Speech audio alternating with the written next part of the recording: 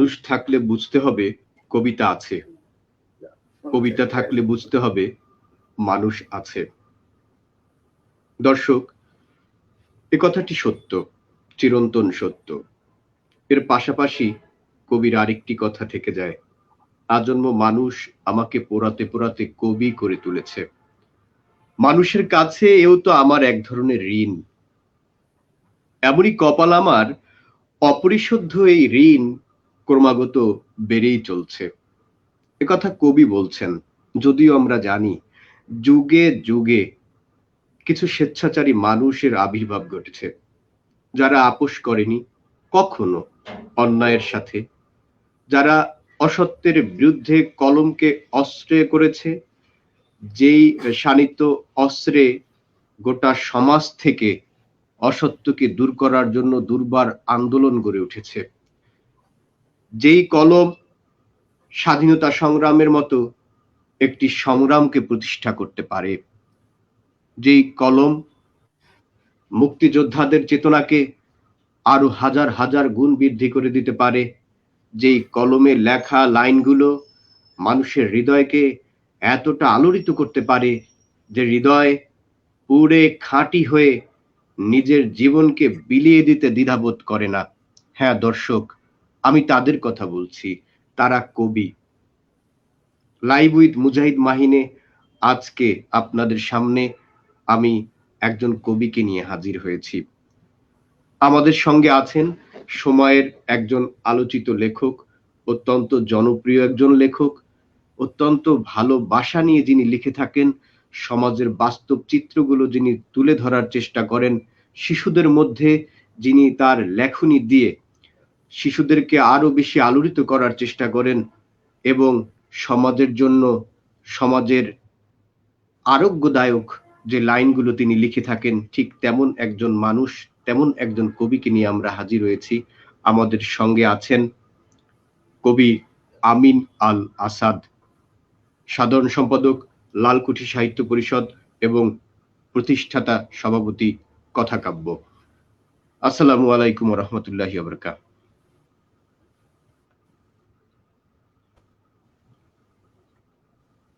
ওয়ালাইকুম সালাম ওয়া রাহমাতুল্লাহি ওয়া বারাকাতুহু। লাইভ উইথ মুজাহিদ মাহিনের পক্ষ থেকে আপনাকে অসংখ্য ধন্যবাদ এবং লাইভ উইথ মুজাহিদ মাহিনের পরিবারের যে সকল দর্শকরা রয়েছেন তাদের সবার পক্ষ থেকে আপনাকে জানাচ্ছি আন্তরিক শুভেচ্ছা এবং অভিনন্দন। লাইভ উইথ মুজাহিদ মাহিনের পরিচালক মুজাহিদ মাহিন ভাইকেও এবং তার সাথে জড়িত এই মিডিয়ার সঙ্গে জড়িত দর্শকদের আমিও ধন্যবাদ জানাচ্ছি। সে সাথে বলে নিচ্ছি যে মাহিন ভাই আমাকে যুক্ত করেছেন, সেজন্য তাকে ধন্যবাদ। কি জন্য যে তিনি আমাকে যুক্ত করেছেন সেটা জানি না, তবে আমিও আহামরি কেউ নই। এ ধরনের সরাসরি লাইভে ইন্টারভিউ এর আগে আমি কখনো দেইনি। আমি মূলত একজন সাধারণ মানুষ, কবিতা লিখি, মনের অভিব্যক্তি প্রকাশ করি, মনের সুকুমার বৃত্তিগুলো আমি আমার লেখনীর মাধ্যমে তুলে ধরার চেষ্টা করি। আসলে আমি বিরাট কোনো আলোচক নই, আমার বাগ্মিতাও নেই, আমি পণ্ডিত নই, গবেষক নই।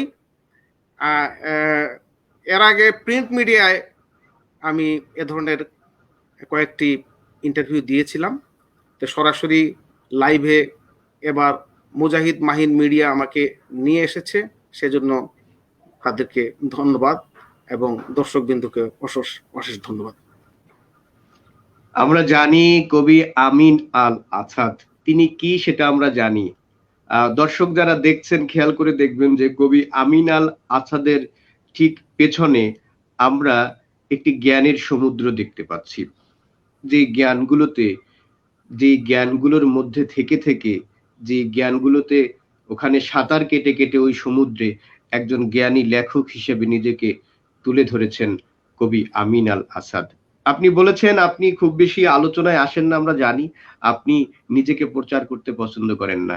আপনি লেখেন আপনার জন্য, আপনি লেখেন আত্মার খোরাকের জন্য এবং আপনি লেখেন যারা আপনাকে ভালোবাসে সেই মানুষগুলোর জন্য এবং আপনার ভালোবাসার সমাজটির জন্য। কিন্তু লাইভ উইথ মুজাহিদ মাহিনের কাজই এটি যে লাইভ উইথ মুজাহিদ মাহিন তাদেরকে তুলে নিয়ে আসবে। তাদেরকে সবার সামনে পরিচিত করে দেবে যারা নিজেদেরকে লুকিয়ে রাখতে চায়। এজন্যই বলা আছে লাইভ উইথ মুজাহিদ মাহিনের শিরোনামে প্রিয়জনদের অজানা গল্প জানা।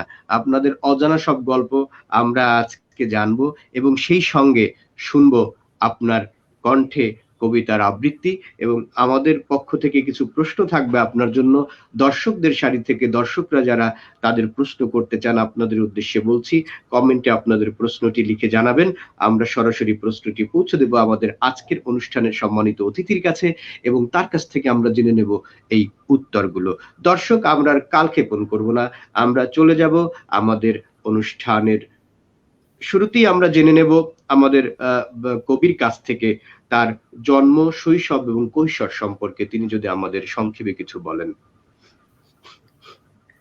শৈশবের কথা বলতে গেলে বলতে হয় যে আমার জন্ম 1966 সালের 27 অক্টোবর হবিগঞ্জ জেলায় আমার মাতুলালয়ে, মানে আমার মামার বাড়িতে আমার জন্ম।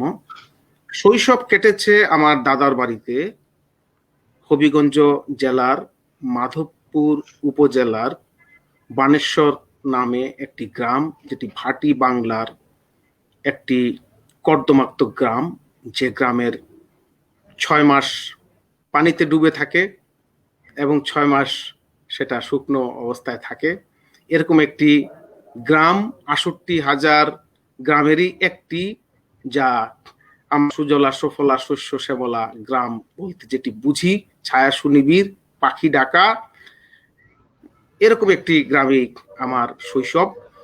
আর কৈশোর আমার কেটেছে শহরেই, আমার আব্বার চাকুরির সুবাদে রাজধানী ঢাকার বীরপুরে আমার কৈশোর কেটেছে। পড়াশোনাও মিরপুরেই, মিরপুর বাংলা উচ্চ বিদ্যালয়ে থেকে আমার মাধ্যমিক পরীক্ষায় উত্তীর্ণ হওয়া, এরপর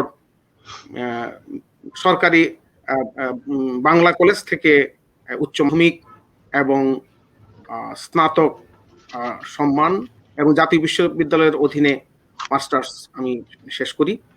চাকরি জীবনে আমি একজন ব্যাংকার। পারিবারিক জীবনে আমি বিবাহিত, আমার স্ত্রী লুৎফুন্নেসা শেফা এবং আমার কন্যা নাবিলা করিম চৌধুরী, তাদের এই 3 জনকে নিয়ে আমার সংসার। আমার কন্যা এবছর এইচএসসি তে জিপিএ 5 পেয়ে উত্তীর্ণ হয়েছে, এখন বিশ্ববিদ্যালয় বা উচ্চতর শিক্ষার জন্য ভর্তি যুদ্ধে নিয়োজিত আছে। এই আর কি আমার সংক্ষিপ্ত জীবন। আচ্ছা আচ্ছা, আপনাকে অসংখ্য অসংখ্য ধন্যবাদ কবি আমিন আল আসাদ ভাই। আমরা আরো বিস্তারিত আলোচনায় চলে যাব, তার আগে আমাদের কমেন্টে দর্শকদের মধ্য থেকে প্রথমেই কবিতা শোনার একটি উচ্ছ্বসিত আহ্বান আমরা দেখতে পাচ্ছি, তারা অনেকে কবিতা শুনতে যাচ্ছেন। তো আমি প্রথমে একটি কবিতার আবৃত্তি আপনার কাছ থেকে শুনে নেব, তারপরে আমরা আমাদের পরবর্তী আলোচনাগুলোতে চলে যাব। আমিও কবিতাই শোনাবো আজকে বেশি বেশি, কারণ কবিরা তো কথা বলে তার কবিতার ভেতর দিয়ে। শুরুতেই মহান স্রষ্টার প্রশংসা করতে হয়। আমার প্রকাশিত দ্বিতীয় ছড়া গ্রন্থ বকুল ফুলের গন্ধে ভরার প্রথম কিশোর কবিতাটি আমি আপনার মাধ্যমে আমি দর্শকদের উদ্দেশ্যে পেশ করছি। কবিতার শিরোনাম কে তিনি মহান। ধরাটাকে রোজ কেবল সকালে রাঙায় রূপালী আলোকে, কখনো আবার মেঘে ঢেকে দিয়ে আকাশকে করে কালোকে। পৃথিবীর বুকে এত সুন্দর মানুষ বলকে বানালো, জগতের সব সৃষ্টির পরে আশরাফ বলে জানালো। কার ইশারায় বিশাল পাহাড় জমিনে থমকে দাঁড়ালো, কার কথা মতো নীলাভ আকাশ বহু দূরে হারালো। বলো না কে তিনি মানুষকে যিনি সত্য সত্যের পথ দেখালেন, জগতের সব সৃষ্টির নাম কলমের দ্বারা শেখালেন। কার নির্দেশে সব স্রোতবাহী নদী গিয়ে মেশে সাগরে, কে রিজিক দাতা বাঁচিয়ে রাখেন পশু পাখি পোকামাকড়ে, কার নির্দেশে মাছেরা সাঁতার কাটে নিজ নিজ ঠিকানায়, চন্দ্র সূর্য গ্রহগুলো ঘোরে আপন কক্ষ সীমানায়। সূর্যের সাত রং দিয়ে রং ধনুটাকে বলো কেরাঙায়, মাটির তলায় লুকোনো বীজের অলস নিদ্রা কে ভাঙায়, নের আলোক রজনীগন্ধা গোলাপের গান কে ছড়ায়, জালিম শোষক নিপীড়নকারী পাপীদের ভিত কে নড়ায়, রাত্রির নীরবতাকে ভাঙে ঝিঝিদের ডাকাডাকিতে, সূর্যের ঘুম কে ভাঙায় রোজ পাখিদের হাঁকাহাঁকিতে, কাঠফাটা রোদে ছায়া দেয় আর শীতল বাতাস কে বুলায়, তৃষ্ণার্তকে শান্তির বাড়ি দিয়ে প্রশান্তি কে দোলায়। তিনি যে মহান, যিনি দুনিয়াটা বানালেন ধুলো বালিতে, তার গুণগান লিখে শেষ করা যায় না তো কালো কালিতে। ধন্যবাদ। বাহ, অসাধারণ অসাধারণ অসাধারণ আবৃত্তি এবং লেখনী। দর্শক আপনারা যারা শুনছিলেন, আমার মনে হয় আপনারা মন্ত্রমুগ্ধের মতো শুনছিলেন, আমি যেমনটি শুনছিলাম। প্রত্যেকটি কথার এতটা গভীরতা এই কবিতার মধ্যে আমরা পেলাম। আসলে আমাদের এই কবিতা থেকে জানার এবং শেখার অনেক কিছু রয়েছেন, যেমনটি বলছিলেন।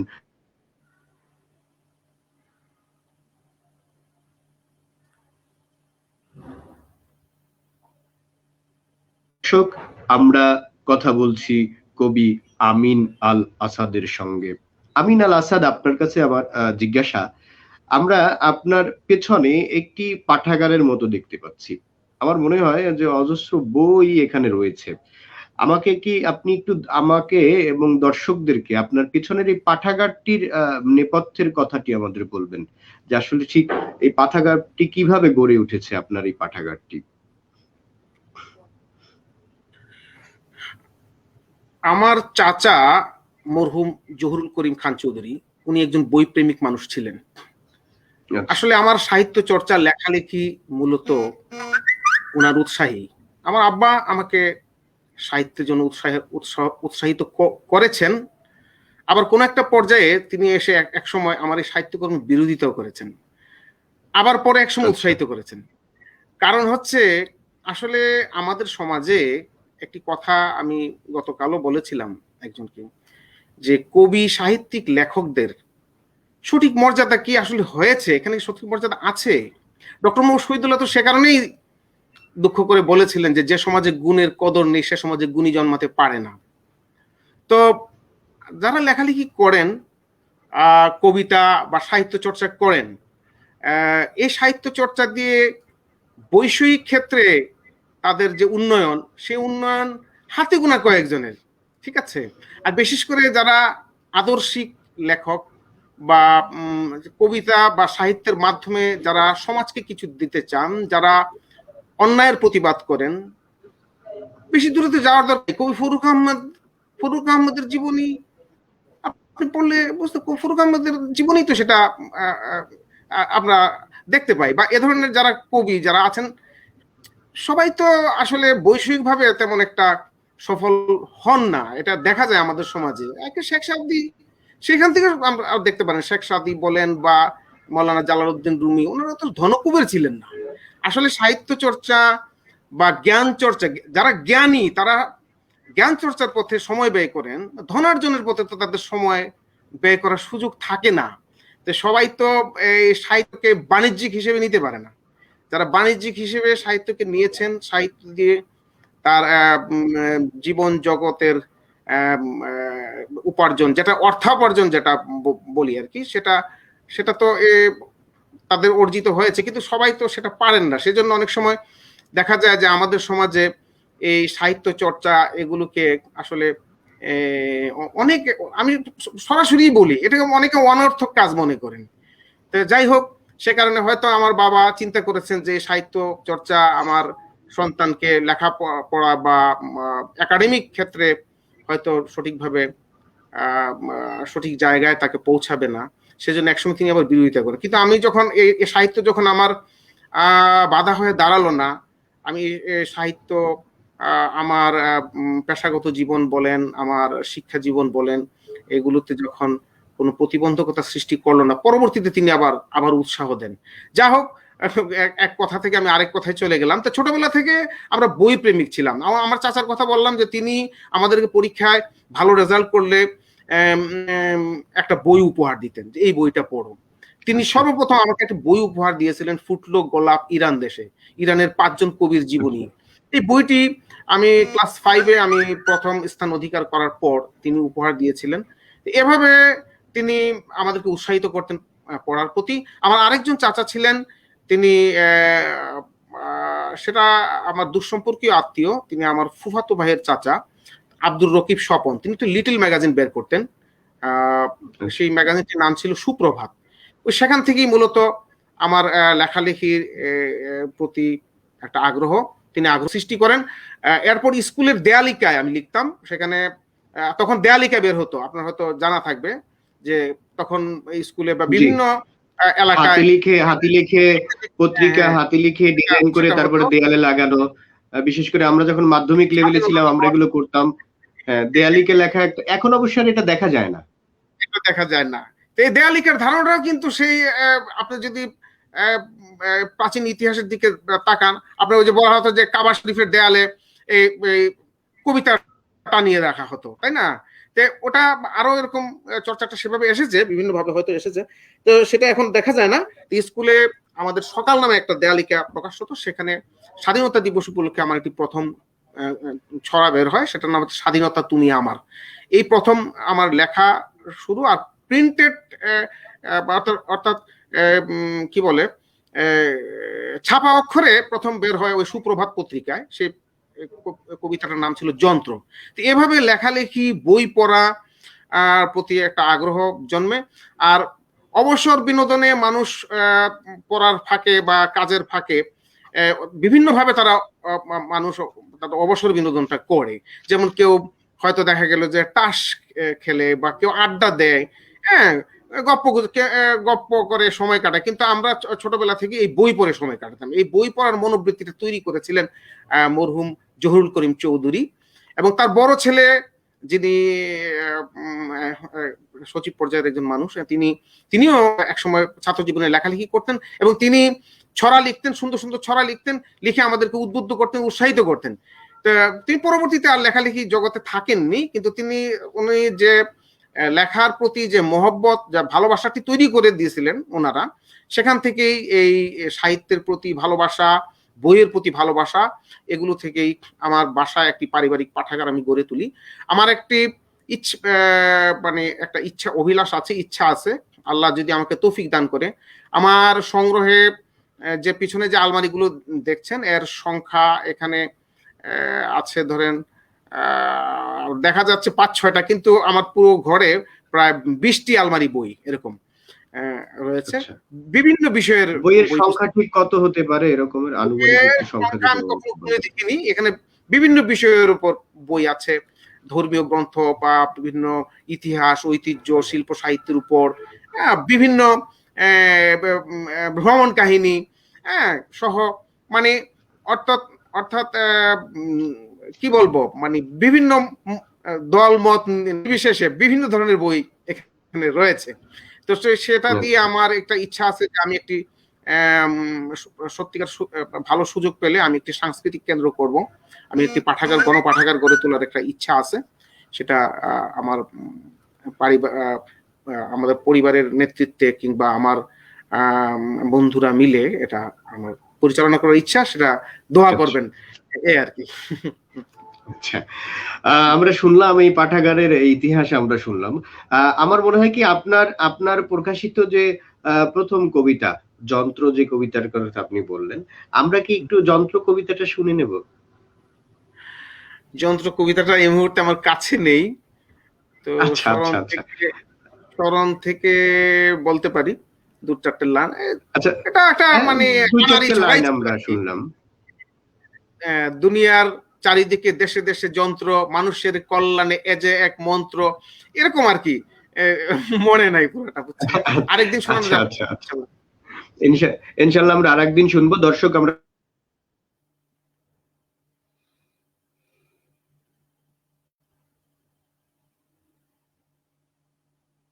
অতিথির কাছ থেকে যদি আপনাদের কিছু জানার থাকে তাহলে আপনারা কমেন্টে আপনাদের প্রশ্নটি লিখতে পারেন, আমরা আমাদের অতিথির কাছ থেকে প্রশ্নের উত্তরটি জেনে নেব।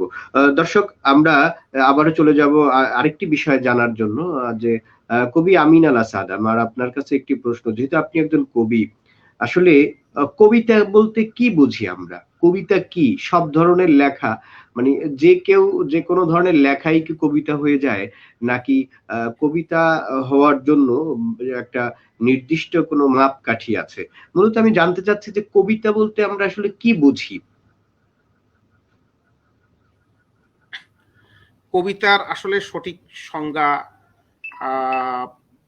নিরূপণ হয়েছে বলে আমার মনে হয় না। কবিতা সম্পর্কে বিভিন্ন জন বিভিন্ন কথা বলেছেন। আমি একটা উদাহরণ দিয়ে বুঝাই। এখন জি। একটি কাষ্ঠখণ্ড, স্বাভাবিকভাবে একটি কাষ্ঠখণ্ড, একটা কাঠের টুকরা, সেটি যখন একজন কুটির শিল্পীর হাতে পড়ে, তিনি যখন তার খোদাই শিল্পের মাধ্যমে সেটাকে একটা আকর্ষণীয় বস্তুতে পরিণত করে, তখন ওই কাষ্ঠখণ্ডের চেয়ে ওই মানে তার তার যে সুন্দর যে বস্তুটি তিনি তৈরি করলেন, এই বস্তুটির মধ্যে যে পার্থক্য, কবিতা আর সাধারণ কথার মধ্যে সে পার্থক্য। সকল কথাই কবিতা হয় না, কারণ জীবনানন্দ দাশ বলেছেন, একটা কথা বলেছেন, সকলেই কবি নয়, কেউ কেউ কবি। আবার কবিতার সংজ্ঞা আল মাহমুদ ভাই একভাবে দিয়েছেন। আমি আল মাহমুদের সেই কবিতাটি, কবি আল মাহমুদের সেই কবিতাটি আমি আপনাদের পড়ে শোনাবো। তার আগে বলতে চাই, আবু জাফর উবায়দুল্লাহ বলেছেন, জিহুবায় উচ্চারিত প্রতিটি সত্য শব্দ কবিতা। জিহুবায় উচ্চারিত প্রতিটি সত্য শব্দ কবিতা, কর্ষিত জমির প্রতিটি শস্য দানা কবিতা, উনুনের আগুনে উদ্ভাসিত একটি উজ্জ্বল জানালা কবিতা। কবিতা সম্পর্কে আমারও একটি কবিতা আছে, আমি সেটি আপনি যদি অনুমতি দেন আমি শোনাবো। তো কবিতা আসলে ভেতর থেকে বের হয়, ঠিক আছে? কেউ বলেছেন সেটা বাড়াবাড়ি কিনা জানি না, অনেকে বলেছেন যে নবীদের প্রতি ওহী আসে, আর কবিদের প্রতি অনেকে একটু বলে ফেলেছেন, যদিও কেউ কেউ মনে করেন এটা কথাটা সঠিক নয়, এলহাম আসে। আচ্ছা, এলহাম নাই আসলো, কিন্তু ভেতর দিকে একটা চেতনা আসে। যেমন মনে করেন, আমি আজ থেকে 20 বছর আগে যে কবিতাটি লিখেছিলাম, সেটি যখন আমি আজও উল্টিয়ে দেখি, যে সেটি কি আমার কাছে আমার অবাক লাগে যে আমি এই শব্দগুলো কি করে লিখলাম। একজন আলোচক বলেছিলেন, কবিতা হচ্ছে মুহূর্তের চেতনায় ভরা অনুভূতির রূপায়ণ। কবিতা হচ্ছে মনের অভিব্যক্তির সুকুমার প্রকাশ। আচ্ছা, আমি একটু আরেক যে অন্যদিকে যাই, সেটি হচ্ছে পৃথিবীর সর্বশ্রেষ্ঠ মহামানব হযরত মুহাম্মদ সাল্লাল্লাহু আলাইহি ওয়াসাল্লাম কবিতার একটি সংজ্ঞা দিয়েছিলেন, অথচ আমরা সেটা জানি না। তিনি আরবের কবিদের সম্পর্কে মূল্যায়ন করতে গিয়ে একটা কথা বলেছিলেন, যে কবিতা হচ্ছে সুসংগবদ্ধ কথা। এবং তিনি এও বলেছিলেন যে ভালো কথা, ভালো কবিতা ভালো কথার মতোই আলোময়, আবার মন্দ কবিতা মন্দ কথার মতোই অন্ধকার। এটা রাসূল সাল্লাল্লাহু আলাইহি ওয়াসাল্লামের একটা হাদিস, কিন্তু এই হাদিসটা আমাদের সমাজে প্রচার করা হয় না। ইসলামিক ফাউন্ডেশন থেকে একটা বই প্রকাশিত হয়েছে, আপনারা হয়তো একটু দেখবেন, যে রাসূলের কাব্য, কবিতা সম্পর্কে রাসূলের মন্তব্য, এই ধরনের বইয়ের শিরোনামটা সম্ভবত, বইটা আমার কাছেও আছে, এই মুহূর্তে হয়তো খুঁজে পাওয়া যাবে না, কিন্তু সেখানে আপনি দেখবেন যে রাসূল সাল্লাল্লাহু আলাইহি ওয়াসাল্লাম কবিতা সম্পর্কে কথা বলেছেন। এবং তিনি বলেছেন যে তোমাদের শিশুদেরকে কবিতা শেখাও, তাহলে তাদের কণ্ঠ সুমিষ্ট হবে, তাদের বাচন ভঙ্গি সঠিক হবে। আচ্ছা, কবিতা সম্পর্কে কবি আল মাহমুদ ভাই যেটা বলেছে, কবি আল মাহমুদের কবিতার থেকে আমি একটা লাইন পড়ছি। কবিতা তো কৈশোরের স্মৃতি, সে তো ভেসে ওঠা ম্লান আমার মায়ের মুখ, নিম ডালে বসে থাকা হলুদ পাখিটি, পাতার আগুনে ঘিরে রাত জাগা ছোট ভাই বোন, আব্বার ফিরে আসা, সাইকেলের ঘন্টা ধ্বনি, রাবেয়া রাবেয়া আমার মায়ের নামে খুলে যাওয়া দক্ষিণের ভেজানো কপাট। কবিতা তো ফিরে যাওয়া হাঁটু জল নদী, কুয়াশায় ঢাকা পথ, ভোরের আজান কিংবা নাড়ার দহন, পিঠার পেটের ভাগে ফুলে ওঠা তিলের সৌরভ। এই যে তিনি বললেন পিঠার পেটের ভাগে ফুলে ওঠা তিলের সৌরভ, আপনারা দেখেছেন যে পিঠা কিন্তু আমাদের একটি আবহমান বাংলার একটি খাদ্য সংস্কৃতির একটি মানে অবিচ্ছিন্ন অংশ। পিঠার ভিতর দেখবেন যে আমাদের মায়েরা, দাদিরা, নানিরা পিঠাতে নানা কারুকাজ করে। তো এই যে কারুকাজটা, এটা শিল্প। ঠিক কবিতাও সেরকম। হ্যাঁ, আমি যেটা বললাম, আর সেটা হচ্ছে, সেটা তো আগেই বলেছি যে কবিতা হচ্ছে মনের অভিব্যক্তির সুকুমার, মনের সুকুমার বৃত্তির মানে সুসংগবদ্ধ বাক্যে প্রকাশিত মনের সুকুমার চিন্তাগুলো, সেটাই কবিতা। আচ্ছা আচ্ছা, আপনাকে অসংখ্য ধন্যবাদ কবি আমিন আল আসাদ, এত চমৎকার ভাবে এতগুলো উদ্ধৃতি দিয়ে আমাদেরকে কবিতা কি এটি আমাদেরকে বোঝানোর চেষ্টা করলেন, এবং যে কথাটি আপনি আগেই বলে নিয়েছিলেন যে আসলে কবিতা কি, এর এক্সাক্ট কোনো ডেফিনিশন হয়তো বা এখনো ওইভাবে দেয়া যাবে না, তবে আপনি চেষ্টা করেছেন আপনার দিক থেকে। আমার মনে হয় আমরা বিষয়টা বুঝতে পেরেছি, আমরা এবং দর্শকরা যারা দেখছেন, যে কবিতা কি আসলে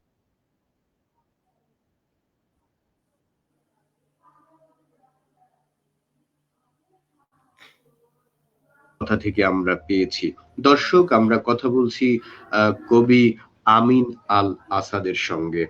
আমরা আরো অনেকগুলো বিষয় নিয়ে তার সঙ্গে কথা বলবো।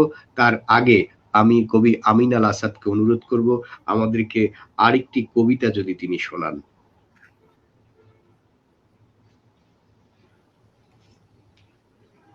ধন্যবাদ মুজাহিদ মাহিন ভাইকে।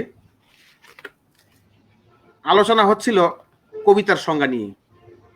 কবিতা বিষয়ক একটি কবিতাই শোনাই। কবিতার শিরোনাম কবিতা। আচ্ছা, কবিতা হলো কবিতার শিরোনামই কবিতা। আমি মুষ্টিবদ্ধ হাত। কবিতা হলো, কবিতার শিরোনাম কবিতা। আচ্ছা, কবিতা হলো মুক্তিকামী মুষ্টিবদ্ধ হাত। কে বলল? কে বলল স্লোগান কবিতা নয়? আমি আবার পড়ছি। কবিতা হলো মুক্তিকামী মুষ্টিবদ্ধ হাত। কে বলল? কে বলল স্লোগান কবিতা নয়? কোন কোন স্লোগান সময়ের শ্রেষ্ঠ কবিতা হয়। রাজপথে নেমে আসা জনতার জলপ্রপাত কবিতা। কণ্ঠ থেকে বেরিয়ে আসা সত্য শব্দগুলো কে বলল কবিতা নয়? হৃদয় থেকে জন্ম নেয়া স্বপ্ন, সবুজ মাখা মাঠ, ধুলো মাটি মাখা বিশ্ব চরাচর কবিতা। ভোরের সূর্য, একে বেঁকে চলা নদী, ঝর্ণার গতি, সকালের এক মুঠো রোদ্দুর কবিতা। কবিতা জন্ম নেয় উদ্ধত কোনো দ্বারের শব্দে প্রতিদিন। কবিতা জন্ম নেয় কৃষকের লাঙলের ফলায় বহুবার। শ্রমিকের শক্ত হাতের কারুকাজ কবিতা। শ্রাবণ আকাশের দস্যি মেঘের দল কবিতা। স্বপ্ননীল ক্যানভাসে কোন এক কল্পিত ছবির নাম কবিতা। মুহূর্তের চেতনায় ভরা অনুভূতির রূপায়ণ কবিতা। আদর্শবাদী কোন সাহসী স্বপ্নের সোনালী স্বদেশ কবিতা। ধন্যবাদ। আপনাকে অসংখ্য ধন্যবাদ কবিতা নিয়ে এত চমৎকার একটি কবিতা আমাদেরকে শোনানোর জন্য। আমি কবি আমিন আল আসাদ, আমি আপনার কাছে আরেকটি বিষয় জানতে চাইবো যে আসলে প্রকৃত কবি কাদেরকে বলা হয়? প্রকৃত কবি তারাই যার কবিতার ভেতর তার সমাজ, তার স্বদেশ, তার স্বজাতি, এমনকি বিশ্ব মানবতার কথা উঠে আসে। তার বোধ, বিশ্বাস, তার আচার বিচার, তার পরিবেশকে যিনি সুন্দরভাবে ফুটিয়ে তুলতে পারেন। সবকিছুই, মানুষের অধিকার, মানুষের আন্দোলন, হ্যাঁ, সত্য, ন্যায়, সমাজের অসঙ্গতির বিরুদ্ধে যার উচ্চারণ প্রাণবন্ত, যার উচ্চারণ খরস্রোতা নদীর মতো, তিনি প্রকৃত কবি। কবিরা সমাজের আইকন, কবিরা আদর্শের মূর্ত প্রতীক। কবিদের অনুসরণ করবে মানুষ যে এই হচ্ছে কবি। কিন্তু দুঃখজনক হলেও সত্য, আমাদের কিছু কিছু আমাদের কবিদের মাঝেও এরকম দেখা যায় যে কবিতা নিয়েও কি বলবো, কবিতা নিয়েও একটা বাণিজ্য হয়। হ্যাঁ, কবিতা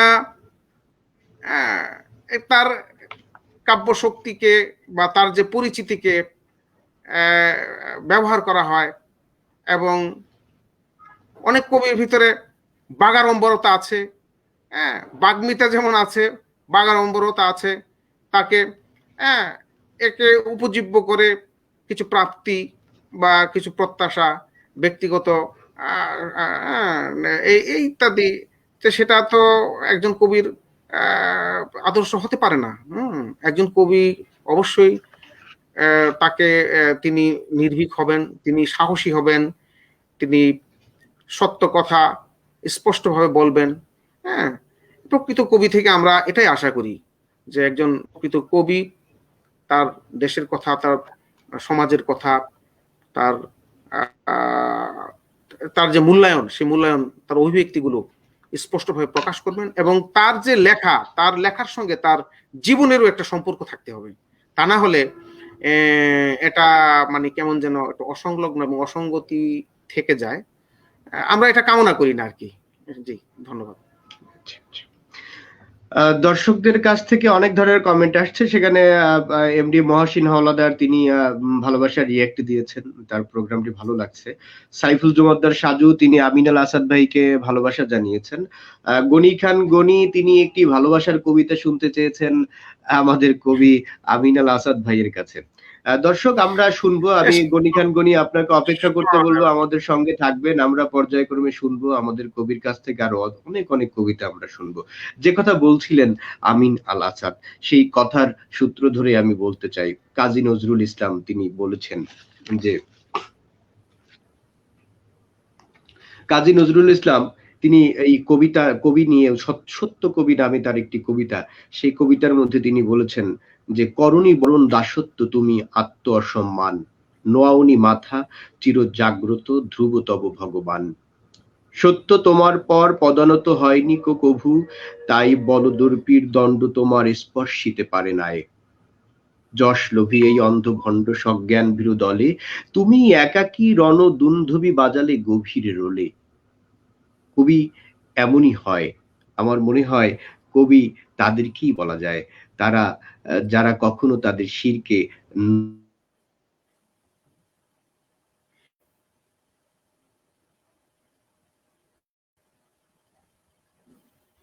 আরো অনেকগুলো বিষয় নিয়ে কথা বলবো। তার আগে আরেকটি বিষয় শুধু আপনার কাছে আমি জানতে চাইবো যে বাংলা ভাষার যে বিকৃত রূপ, বিশেষ করে এখন বিভিন্ন ঘরানার অনুষ্ঠানে আমরা যেটা দেখতে পাই, আরজেরা বা অন্যান্য যারা রয়েছেন, যে তারা অনেক সময় বাংলা ভাষাটাকে অনেক বেশি মজাদার করে তোলার জন্য বাংলা ভাষার যে শব্দগুলো রয়েছে, শব্দগুলোকে অনেকটা বিকৃত করে ফেলেন। তো আপনি এই বিষয়টিকে ঠিক কিভাবে মূল্যায়ন করেন? বাংলা ভাষার এই বিকৃত রূপ কতটা গ্রহণযোগ্য বলে আপনি মনে করেন? বাংলা ভাষার বিকৃতিকে আমি কখনোই সমর্থন করি না। এটাকে আমি মনে করি এটাকে ভাষাকে অপমান করা। কারণ এই রাষ্ট্রভাষার জন্য আমরা প্রাণ দিয়েছি। হ্যাঁ, 52 আমরা ভাষার লড়াই থেকে যে চেতনা, সে চেতনার স্ফুলিঙ্গ থেকে আজকে আমরা স্বাধীন। একটা জাতির ভাষা হচ্ছে একটা জাতির ঐতিহ্য এবং জাতির অবিনাশী অংশ। এ ভাষাকে তো অসম্মান করা যায় না। আরেকটা জিনিস বলি, মাহমুদকে কেন আমি মেহমুদ বলতে যাব? এতে এতে আমার এতে কি নতুনত্ব আছে? হ্যাঁ, আমাকে ঈদকে কেন ঈদ বলতে হবে? হ্যাঁ, আরেকটা জিনিস মনে রাখবেন, একটি পত্রিকা একবার ইসলামকে ইসলাম বলার চেষ্টা করেছিল, সেটা টেকেনি, জনগণ নেয়নি। আসলে কোনো কিছু আরোপিত চাপিয়ে দিলে সেটা জনগণ নেয় না। আমাদের ভাষাটা কি? ভাষা তো স্পন্টেনিয়াসলি, স্বতঃস্ফূর্ত ভাবে মানুষের ভেতর থেকে যেটা বেরিয়ে আসে, সেটা হচ্ছে ভাষা। তো ভাষাকে তো চাপিয়ে দেওয়া যায় না। আমি তো সেটাকে বনসাই করতে পারবো না, কাটছাট করতে পারবো না। আমি সেটা কোনো অসঙ্গত ভাবে কোনো একটা জিনিস বললেই তো সেটা হবে না।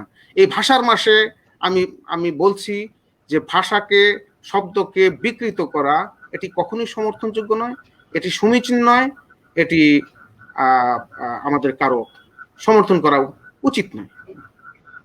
আচ্ছা, অসংখ্য ভাষাকে ধন্যবাদ আপনাকে। আমি একটু যোগ করি, ভাষাকে একটি সাবলীল নদীর সাথে তুলনা করা হয়। হ্যাঁ, যেমন অনেক সময় অনেক ধরনের হীনমন্যতা আছে, যেমন ভাষা কিন্তু সমৃদ্ধ হয় নিজস্ব শব্দমালার সাথে বিদেশি নানা শব্দ এসে ভাষাকে সমৃদ্ধ করে। তা আমার অনেক সময় দেখা যায় যে, যেমন আমাদের দেশে একসময় একটা বিতর্ক ছিল, জল বলবো না পানি বলবো। না, এটা নিয়ে বিতর্ক করার কিছু নেই তো। জল পানি দুইটাই বাংলা ভাষার শব্দ। হ্যাঁ, এটাকে কোনো ধর্মীয় প্রলেপ দেওয়ার তো প্রয়োজন নেই। যেমন আমরা যখন জলবায়ু বলি, এটাকে তো পানি বায়ু বললে মানাবে না, আবহাওয়া বললে মানাবে না। আর আবহাওয়ার সঙ্গে জল হাওয়া দিলে সেটা খাপ খায় না। যেটা আমার ভেতর থেকে স্পষ্টভাবে বের হবে সেটাই শ্রুতিমধুর। আবার অনেক সময় দেখা যায় কেউ কেউ আছে যে আরবি ফার্সি শব্দের প্রতি একটু কেন ভাই, এটা কেন হবে? এগুলো তো আমাদের দেশে এই শব্দগুলো এসেছে। যেমন চেয়ার শব্দটা, চেয়ার আমরা কেদারা বাংলা শব্দ, এটা তো বলতে আমরা অভ্যস্ত না। চেয়ার ইংরেজি শব্দ, আমরা চেয়ারটা ইংরেজি ভাবে এসেছে, আমরা এটা বলতে অভ্যস্ত। চেয়ার বলতে আমার সমস্যাটা কি? কোনো সমস্যা নাই তো। ঠিক তো দ্রুপ, যেমন আমরা মাংস বলবো না গোস্ত বলবো, এটার বিতর্কের দরকার নাই। যখন যেটার প্রয়োজন আমরা সেটা বলবো। হ্যাঁ, গোস্ত একটা ফার্সি শব্দ। আচ্ছা, আমরা খোদা হাফেজ বলবো না আল্লাহ হাফেজ বলবো, দুইটাই বলবো, যখন যেটা প্রয়োজন সেটা বলবো। হ্যাঁ, নামাজ, আমি একটি কবিতা লিখেছিলাম, নামাজ রোজার লিমেরিক।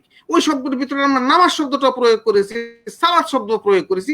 হ্যাঁ, যে বাক্যে আমি নামাজ শব্দটি প্রয়োগ করেছি, এটা ফার্সি বলে আমাকে এটা অগ্রহণযোগ্য হবে কেন?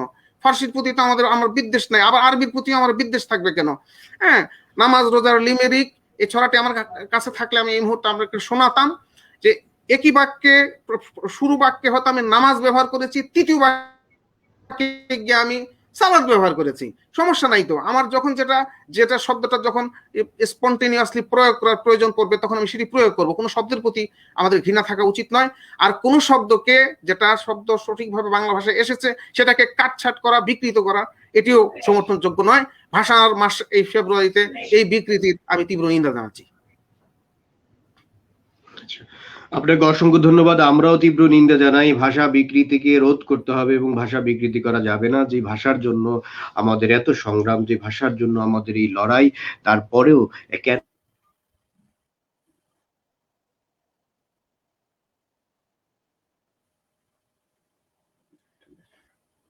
একটি প্ল্যাটফর্মই নয়।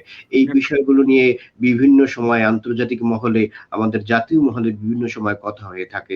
আমরা দেখে থাকি অনেক বরেণ্য আলোচকরা এই বিষয়গুলো নিয়ে কথা বলে থাকেন। তখন সত্যিই শুনতে খুব দুঃখ লাগে যে এখনো কেন আমরা এই ভাষা বিকৃতি নিয়ে কথা বলছি, কেন আমরা বলতে বাধ্য হচ্ছি। দর্শক, আমরা কথা বলছি কবি আমিন আল আসাদের সঙ্গে।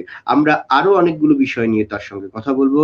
তার আগে আমি কবির কাছ থেকে আরেকটি কবিতা শুনতে চাই।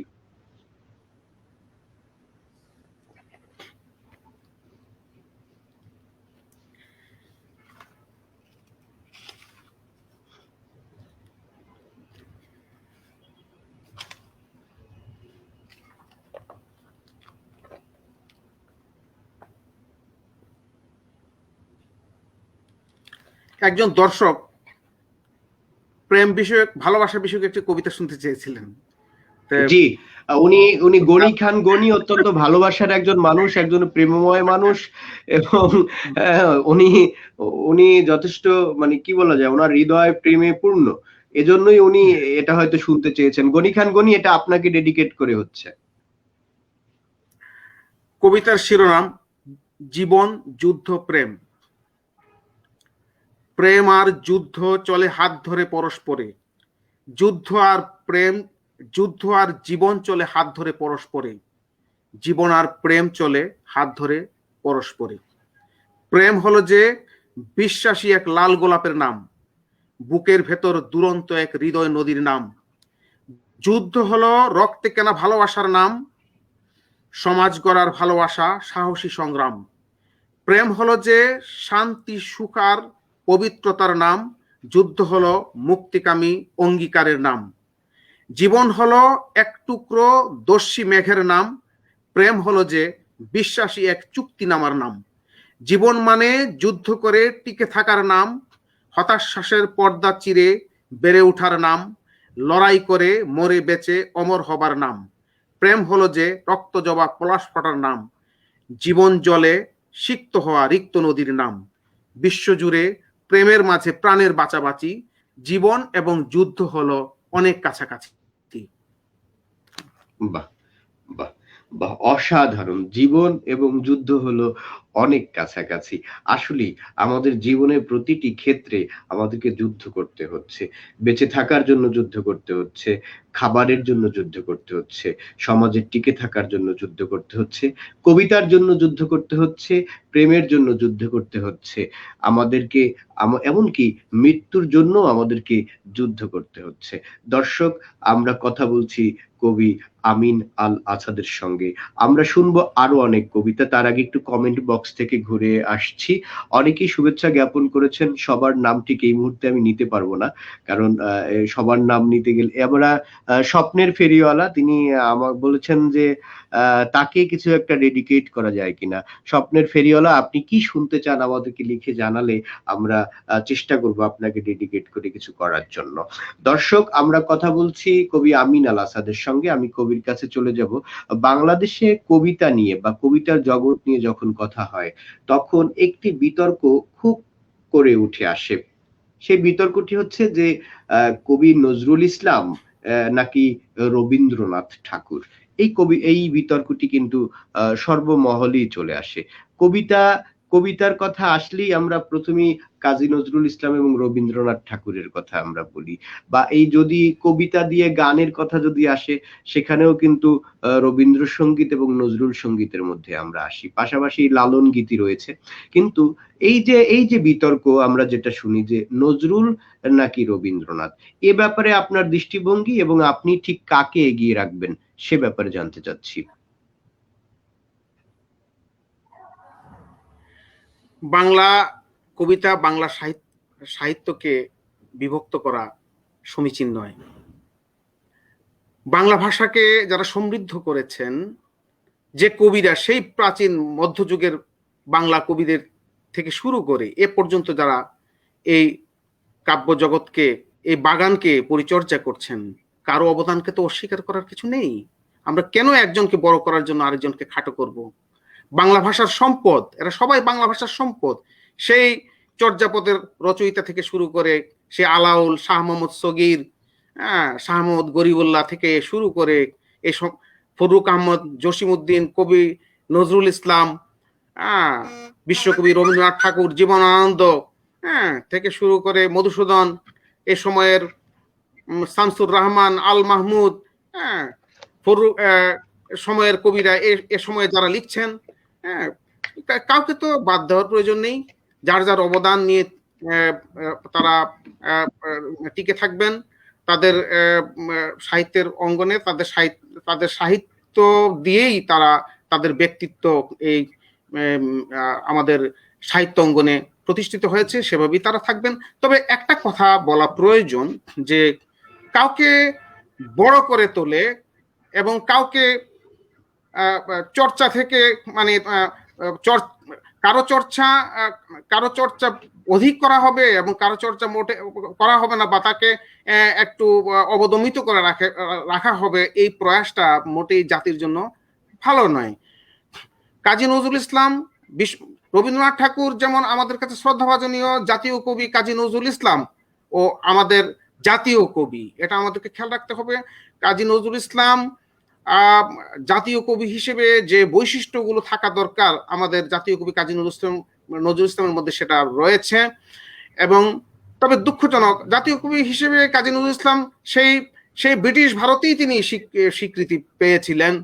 তবে একটা দুঃখজনক, আমার জানা মতে এখনো সম্ভবত আমি যতটুকু জানি, আমরা আজও সাংবিধানিকভাবে জাতীয় কবিকে সাংবিধানিকভাবে স্বীকৃতি দিতে পারিনি, কিন্তু তারপরও সেটা স্বীকৃত, সেটা সরকারি বেসরকারি সব ভাবেই এটা স্বীকৃত, তিনি জাতীয় কবি।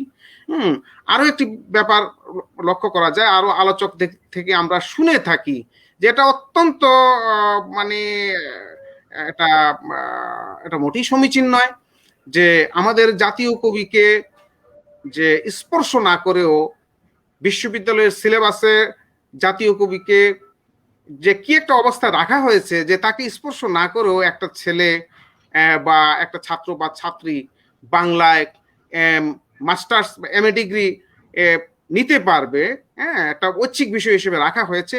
সর্বস্তরে যে জাতীয় কবি হিসেবে নজরুলের যে ব্যাপক চর্চা থাকা দরকার ছিল সেটা আমাদের মাঝে দেখা যাচ্ছে না।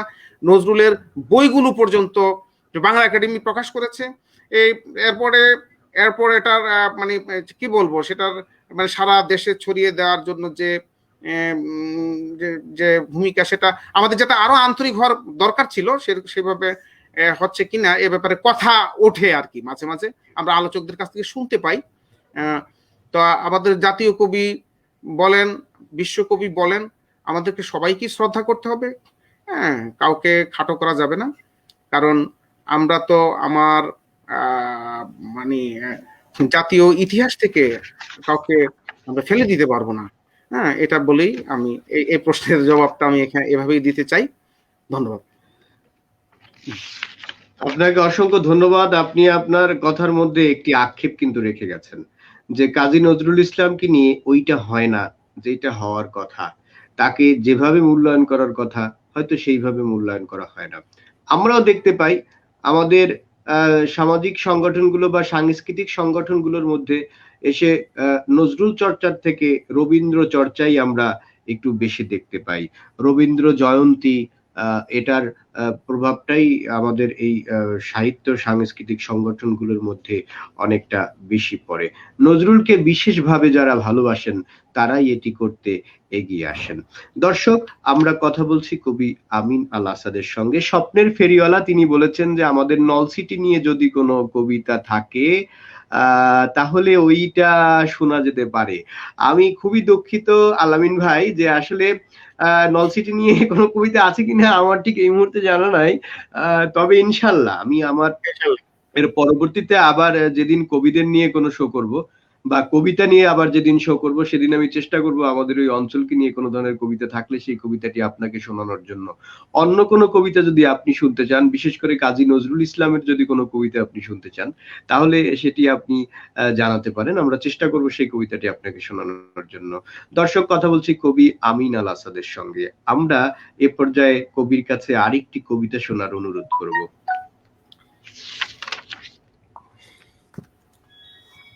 আসলে আমি ছড়াই কাজ করেছি বেশি। জি। ঘুমিয়ে আছে শিশুর পিতা সব শিশুরই অন্তরে।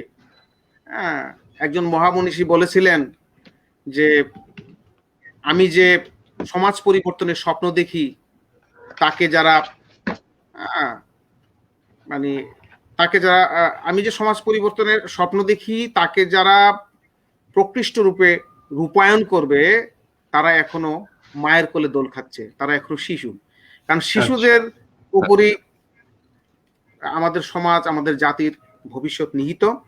তাই আমি কাজ ছোটদের জন্যই করি। তো প্রথমে আমি আল্লাহর শানে আপনাদেরকে একটি কবিতা শুনিয়েছিলাম।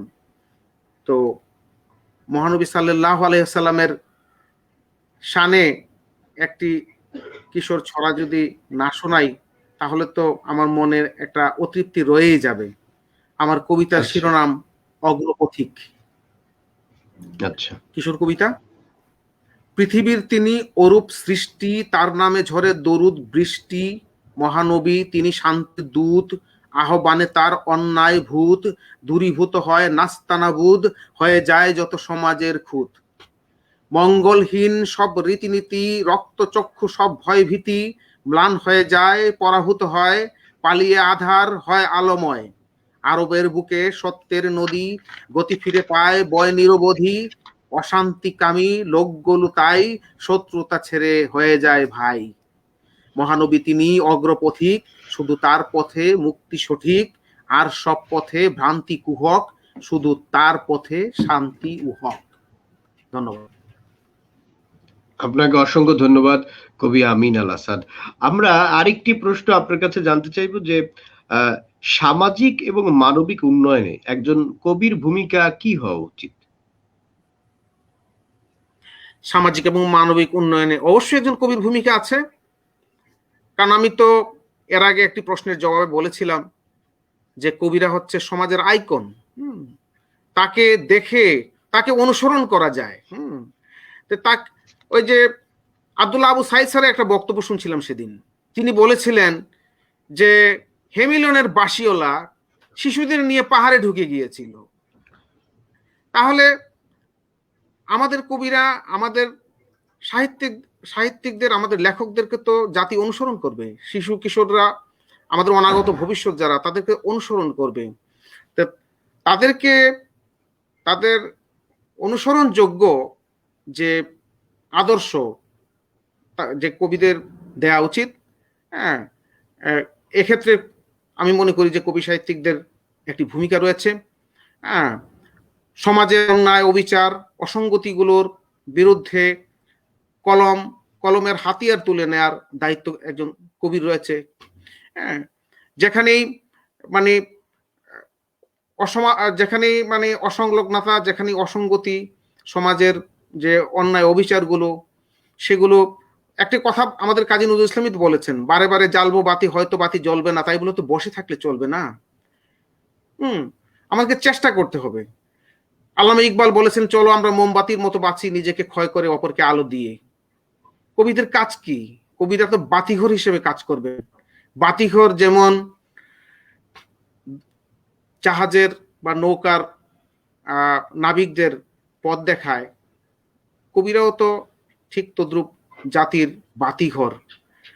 কাজেই বুঝতেই পারছেন যে কবিদের অবশ্যই সমাজ বিনির্মাণে, সমাজের চালিকা শক্তি হিসেবে অবশ্যই কবিদের ভূমিকা রয়েছে, কবিদের ভূমিকা থাকবে। ধন্যবাদ। আপনাকে অসংখ্য ধন্যবাদ কবি আমিন আল আসাদ। আরেকটি বিষয় আমার আসলে মাথার মধ্যে অনেকক্ষণ ধরে ঘুরপাক খাচ্ছে, কথাটি আপনার কাছে জিজ্ঞেস না করেই আমি পারছি না, যদিও খুবই ব্যক্তিগত একটি বিষয় আপনার। সেটি হচ্ছে এই যে ধরুন, আমি যতটুকু জানি, যারা যারা লেখেন বা যাদেরকে আমরা কবি বলি মূলত, তারা এই ধরা বাঁধা নিয়মগুলো ঠিক একটা সহ্য করতে পারেন না। তাদের একটা নিজস্ব জগৎ থাকে, তারা একটু স্বেচ্ছাচারী হন, তারা তাদের মতের বিরুদ্ধে কোনো কিছু ঠিক করতে চান না। এবং কিন্তু আপনি এই যে একজন কবি হয়ে, আপনি যে একজন ব্যাংকার হিসেবে যে আপনি কাজ করেন এবং একাধারে আপনি একজন কবি, আপনি ঠিক কিভাবে বিষয়টাকে এই মানে সামঞ্জস্যতা আপনি এটা করলেন, বা কিভাবে আপনি নিজের সঙ্গে নিজে কম্প্রোমাইজ করেন, এরকম ধরাবাঁধা নিয়মের মধ্যে ঠিক কিভাবে থাকেন? এখন ধরাবাঁধা নিয়ম বলতে আপনি কি বলেছেন, একটু যদি খোলাসা বলতেন। কি আমাদের মানে ধরাবাঁধা নিয়ম বলতে, জি জি, আপনার যে পেশা, ধরেন আপনি একজন ব্যাংকারদের আমরা যেটা জানি, তাদের যে 9টা 5টা তাদের এই যে দায়িত্বটা পালন করতে হয়। তো একজন কবিরা সাধারণত একটু একটু স্বেচ্ছাচারী হয় এবং একটু তারা খেয়ালি হয়।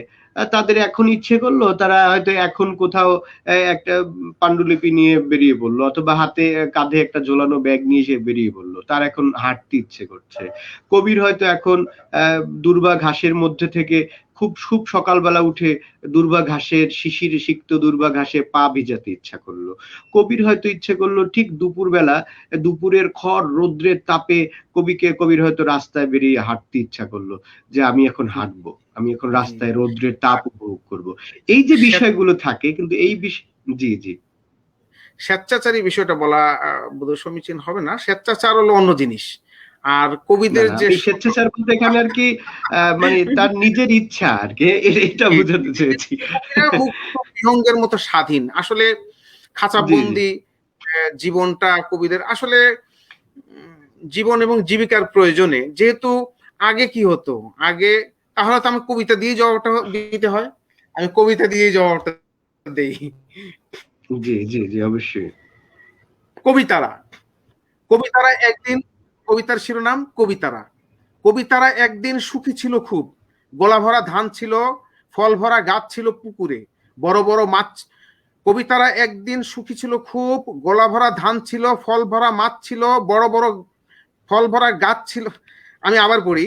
কবিতারা একদিন সুখী ছিল খুব, গোলা ভরা ধান ছিল, ফল ভরা গাছ ছিল, বড় বড় মাছ ছিল পুকুরে, অপরূপ সজ্জায় সেজে গোজে রোস্তাই গে গান তুলতো যে মহাঝড় হৃদয়ের মুকুরে। জ্যোৎস্নার রং মেখে কবিতারা দোল খেত, মেঘ হতো, রোদ হতো, আকাশের চাঁদ হতো নিমিষে। তোষামুদ কবিতারা ক্ষমতার হাত থেকে অনায়াসে পেয়ে যেত হিরে আর জহরত গ্রীবাতার ভরে যেত মালা আর মতিয়ার দামি দামি জিনিসে। একদিন কবিতারা তোষামদি ছেড়ে দিল, শিল্পিত কণ্ঠে বিদ্রোহী রং নিল। কবিতারা হয়ে গেল দুর্গত মানুষের আধারের বাতি আর কৃষকের মজুরের মুটেদের হাতিয়ার। সত্যের গান বুকে ধরে রয় কবিতারা, জনপদে অরণ্যে মাঠে আর ময়দানে ঘোর লাগা আধারের পিছনে করে তারা। তো কবিরা একসময় দেখা যেত রাজকবি, তার খাওয়া পড়ার ভাবনা থাকতো না, তার কাজই ছিল শুধু কাব্য চর্চা করা, তার কাজই ছিল জ্ঞান চর্চা করা। জন্য জ্ঞানীদের জন্য অবারিত জ্ঞান চর্চার একটা সুযোগ থাকতো, এবং তার পেশাই ছিল এই জ্ঞান চর্চা করা। এবং এর পরিবর্তে তার রাজা নৈকল্য তো সব কবিরা পায় না। এখন আবার সেটা তো আমি কোনো সেটা সময়ের পর পরিবর্তনের সাথে দেখা যায় যে কেউ কিছু, তাও কিন্তু সবাই না, সবাই সেই সুযোগটা পায় না। সেটা একটি সুযোগ সন্ধানী কিছু সুযোগের সন্ধান করার যারা থাকে আর কি, তারা হয়তো এটা হয়। কিন্তু প্রকৃতপক্ষে কবি আল মাহমুদ বলেছিলেন, দুঃখ করে কবি আল মাহমুদ বলেছিলেন যে কবিরা তো হাওয়া খেয়ে বাঁচে না, তাকে তো খেতে হয়, তা তো সেই খাওয়া পড়ার জন্য বাধ্য হয়ে একটা পেশায় থাকতে হয়। কিন্তু শুধু কবিতাই তার জীবন এবং জীবিকার একমাত্র মাধ্যম হয়ে ওঠে না, শুধু সাহিত্য বা শুধু জ্ঞান চর্চাই তার জীবন এবং জীবিকার একমাত্র মাধ্যম হয়ে ওঠে না। হ্যাঁ, তাকে তো পৃষ্ঠপোষকতা দেওয়ার কেউ নেই। হ্যাঁ, সেটা তো তাকে তো অলস ভাবে, তাকে তো তার কাছে তার অন্য তো তার কাছে তো তুলে দেবে না কেউ। সেই অন্যের সন্ধানে তাকে বাধ্য হয়ে সেটা কাউকে সেটা করতে হয়। কিন্তু স্বাধীন যে জ্ঞান চর্চা, সেজন্য আমাদের সমাজে বিকশিত হয়ে ওঠে না। যেমন একসময় ইবনে সিনার কথা ধরুন, কিংবা মনে করুন যে শেখ সাদির কথাই ধরুন। শেখ সাদি কি করলো যে একদিন এক আমির বাড়িতে গেল, যে দেখা গেল যে তার কোনো সমাদর নাই। হ্যাঁ, জীর্ণ জামা, ছেঁড়া জামা পরে তিনি উঠলেন, আমির তাকে চিনতেই পারলো না। রাজ দরবারে গেল, রাজা তো সেই গুণের কদর জানে, তাকে তো দামি উপঢৌকন দিয়ে, সেই দামি জামা দিয়ে তাকে বিদায় দিল। সেই শেখ সাদি যখন আবার সেই আমিরের বাড়িতে আসলো, তখন দেখা গেল যে তার জন্য এত আপ্যায়ন, এত খাবার দাবার। তখন তিনি সেই পোশাকের গুণে যে গল্পটা আপনারা ছোটবেলায় পড়েছেন, যে সব খাবার সব পোশাকে পকেটে লাগলো পকেটে। বিষয় হলো যে যে জিনিস তিনি তারপরে সেই আমির সাহেব তো বিস্মিত হলেন যে কি করছে মেহমান। তখন বললেন যে একই মেহমান এসেছে দুদিন আগে, এখন দুদিন পরে আসে, তারা তো খাতির আত্মীয়, এত যত্ন। হ্যাঁ, তাহলে তো এটা তো তার পোশাকের কারণে, সেটা পকেটেরই প্রাপ্য। তো এই হচ্ছে বিষয়টা। হ্যাঁ, আমাদের সমাজে যে ডক্টর মোহাম্মদ শহীদুল্লাহ বলেছেন যে যে দেশে গুণের কদর নেই, সে দেশের সমাজে গুণী জন্মাতে পারে না। তো সেজন্যই বাধ্য হয়ে নিজের মানে খাঁচার ভেতরে ডানা ঝাপটাতে হয়। কি করব বলুন? সকালে বের হই, রাত ফিরতে ফিরতে রাত ৮টা-৯টা। কখন হবে কাব্যচর্চা, কখন হবে মেধা বিকাশ, এটা আসলে খুব একটা দুরূহ ব্যাপারই বটে আমাদের জন্য। তারপরও যার যেটা ধ্যান জ্ঞান, সেটা করেই সে তার পথটা বের করে নেয়, সময়টা বের করে নেয়। ওই যে তখন বললাম যে অবসর সময়ে পেলে এক একজন তার সময়টা এক একভাবে কাটাতে অভ্যস্ত। কিন্তু যিনি কাব্যচর্চা করেন, যিনি জ্ঞান করেন, তিনি এসে হয়তো সেই বইটাই উল্টাবেন, বইটাই তার বিনোদন। হ্যাঁ, বইটাই তার বিনোদন, তার দুলাইন লিখতে পারাটাই তার আনন্দ। হ্যাঁ, এভাবেই মানে কবিদের কাজ হচ্ছে আর কি। এখন কিছু করার নেই, এই বাস্তবতা। আপনাকে আপনাকে অসংখ্য ধন্যবাদ কবি আমিন আল আসাদ। আমাদের সঙ্গে দেখতে পাচ্ছি নাহিদ লাকি, তিনি আমাদের সঙ্গে যুক্ত হয়েছেন। নাহিদ লাকি অত্যন্ত গুণী একজন মানুষ, আমি ব্যক্তিগতভাবে ওনাকে চিনি। নাহিদ লাকি উনি উনি একাধারে একজন তার্কিক, একাধারে একজন আবৃত্তিকার, একজন উপস্থাপক, অত্যন্ত মানে নানা গুণে গুণান্বিত একজন মানুষ নাহিদ লাকি। তিনি আমাদের সঙ্গে যুক্ত হয়েছেন। তিনি বলেছেন যে আলোচনা উপভোগ করছি, কবির প্রতি শুভেচ্ছা। তিনি আপনাকে শুভেচ্ছা জানিয়েছেন। এর পাশাপাশি তিনি সুকান্ত ভট্টাচার্য, আল মাহমুদ অথবা নির্মলেন্দু গুণের যে কোনো একটি কবিতা আপনার কাছ থেকে শুনতে চান।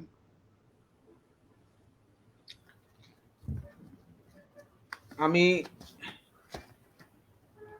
কবি আল মাহমুদের একটি কবিতাই শুনুন।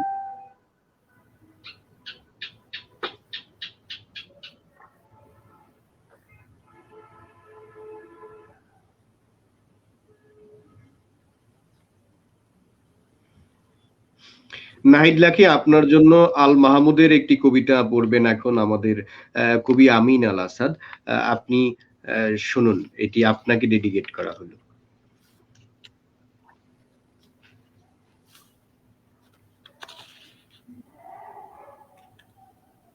আল মাহমুদের কোন কবিতাটা উনি শুনতে চাচ্ছেন?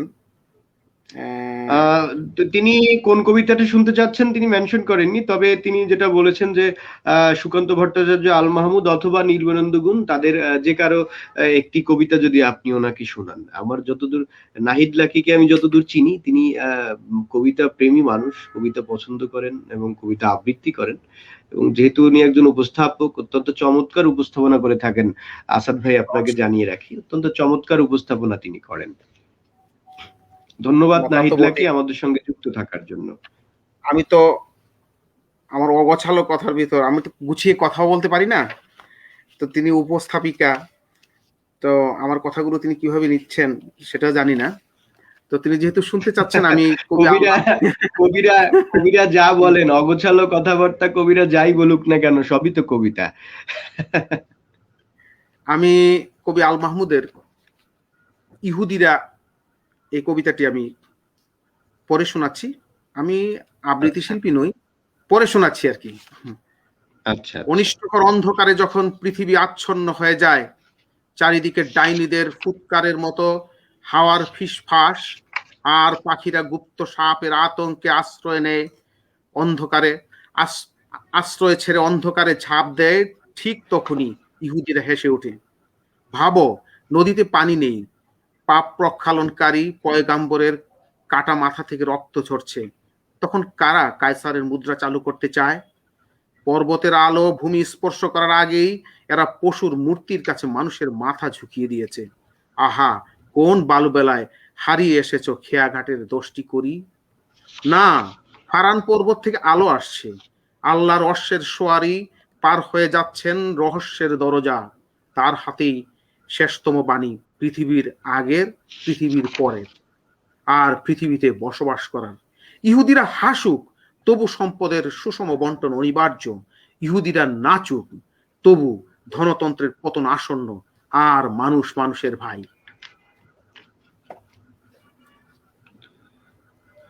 ধন্যবাদ কবি আমিন আল আসাদ।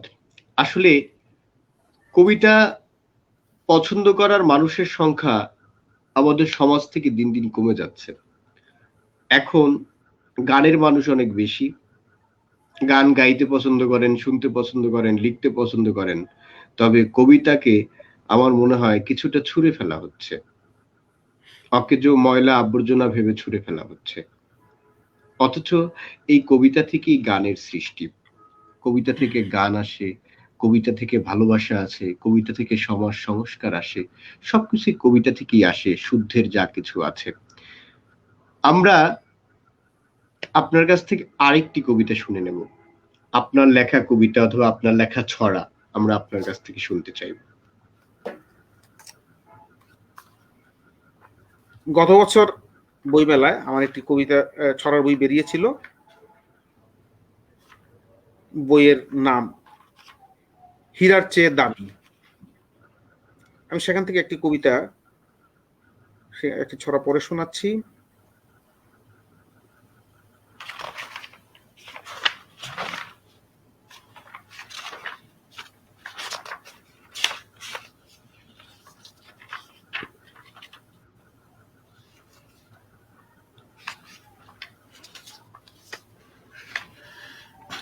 আমাদের গায়ে বসবাসরত কুদরত আলী খান, চুন দিয়ে ভাত খেয়ে প্রতিদিন নুন দিয়ে খান পান, মাঝ রাতে উঠে সপ্তম সুরে রোজ সারেগামা গান, প্রতিবেশী কেউ তেরে এলো কিনা খোলা রেখে চোখ কান, তার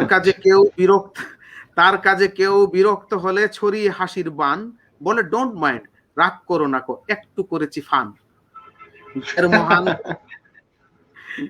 গায়ের মহান কুদরত খান, সময়ের গীত অসময়ে গান, খটখটে মাঠে বিনা চাষ দিয়ে বপন করেন ধান।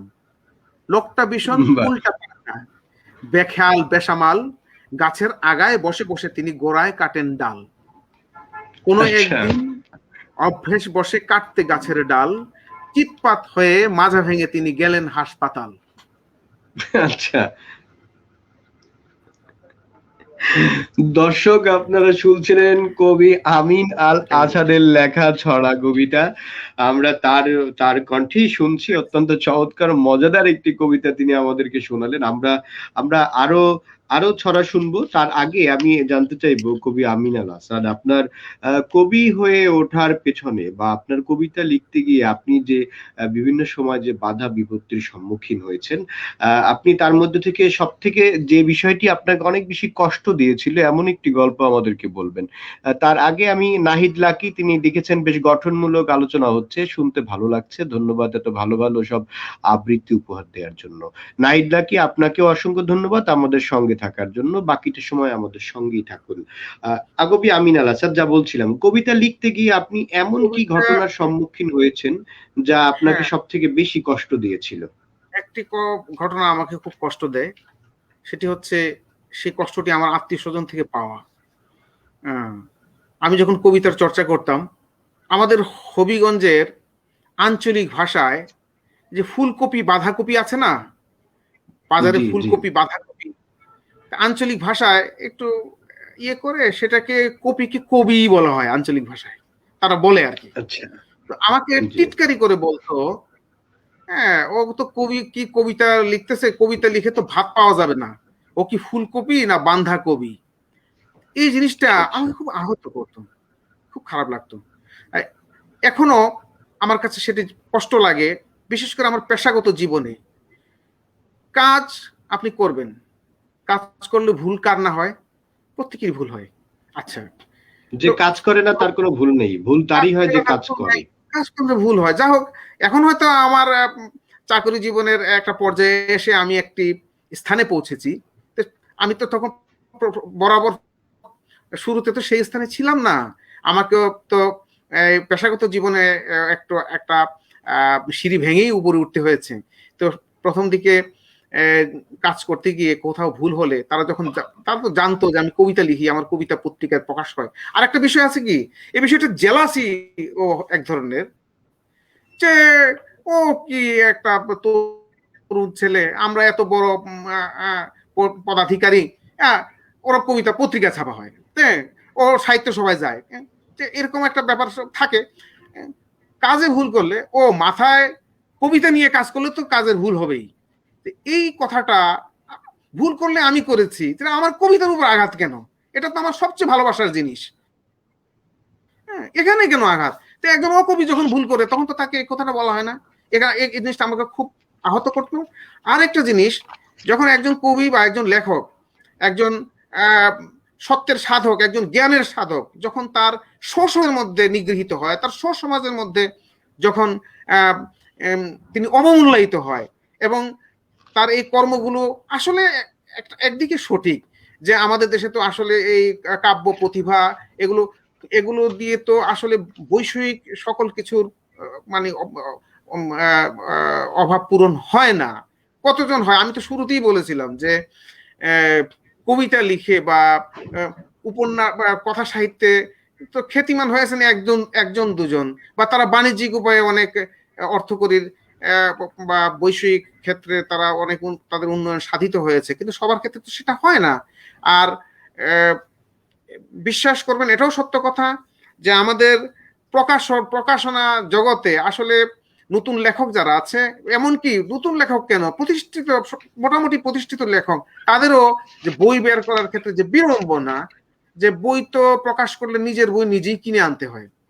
এটা তো জি, একদম একদম অপ্রিয়, একদম সত্য কথা, বাস্তব সত্য কথাটা। এর মধ্যে আমি রাগ ঢাক নাই আমার কথাগুলোর মধ্যে, এটা বাস্তব।